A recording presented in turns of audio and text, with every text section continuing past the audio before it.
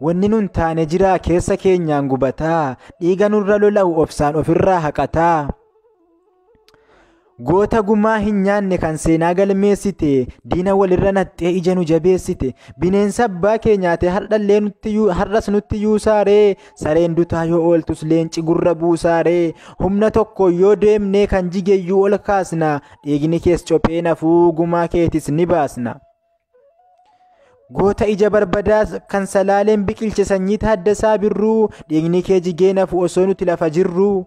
Oromiffa dubbannaan hunda fira seetaaree, riqicha jaartu malee tola laga ceetaaree. Hedduutu nuuf barreessee Oromiffa dubbisa, garuu Oromoo tahuu hojii isaatu mul'isa.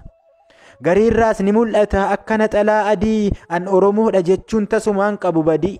Sareen silaa sareedha kan cirtee foon wal nyaattu, numa keessas ni jirti kan diina jala kaattu. Of dandeesseen dhaabbattu akka sibiilaa cimtee, maaf haadhoo kee baqattee alagaa jala lixxe.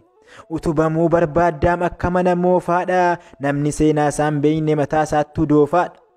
Eenyummaa kee waakkattee waanjoo alagaa baattaa, lafee lammii kee cabsaa foon saba kee immoo nyaattaa.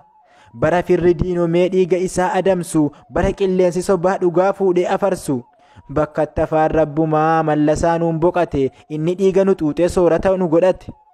Isa kamtu nuuf diinaa, isa kamtu immoo fira, wayyaanee moo nafxanyaa wanti nuuf laafu jira? Daangaa kan kee eeggadhu, mirga kee kabajsiisi, diina sitti roorrisu dhahiitti dhabamsiisi. Dhiisi wal hin arcaasin akka ilmaan bineensaa, tokkummaa jabeeffadhu tokko ta'uun ba'eessa.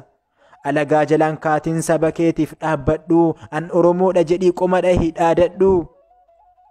Har'as akka kaleessaa qabsoon qeerroon finiinti, silmiin dirra ilaaltee bakka laaftu ciniinti.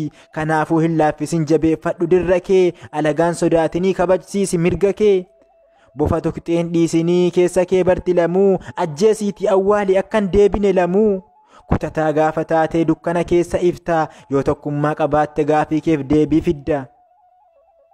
Wanti nun taane jira kanaa achi hafeera, diinni keenya diinumaa kan kaleessa nu nyaate hardhallee nuuf rafeera. Qeerroo biqiltuu sabaa maaf nu jala, qeerroo biqiltuu sabaa maaliif nu jalaa ciru akkasiin, qeerroo biqiltuu sabaa maaliif nu jalaa ciru akkasiin hin magarreef. Boolla qotii awwaalii lamuu akkas hin dararre, boolla qotii awwaalii lamuu akkas hin dararre. Hojjetaa waa'ee lafaa hojjetu sana jechisiiseet natti bilbile. Kunoo eegalee gaa hojii foonaan jedhe. Namtichi Eegaltee cal jiriitu madaale amma.